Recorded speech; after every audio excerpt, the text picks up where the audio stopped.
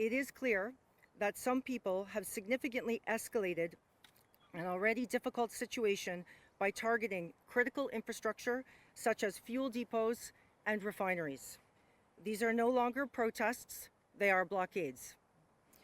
These blockades are putting at risk supplies of food, fuel, clean water, and animal feed.